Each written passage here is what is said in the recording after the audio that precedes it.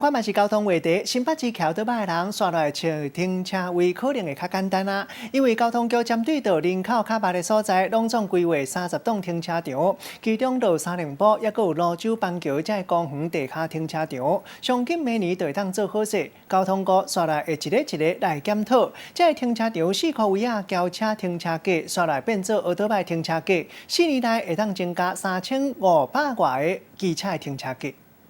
不管是上班上课，还是出门佚佗，赛车开车有时阵要伫市区找到车位，拢爱拄运气。新北市人多，机车嘛多，交通局为了解决机车的需要，决定配合未来停车场的规划，甲一部分路边汽车的车位改作机车的停车格。不过到底要安怎改，民众意见真多。 那以后停车就更困难了。有个夜市嘛，所以晚上几乎这边都要排队，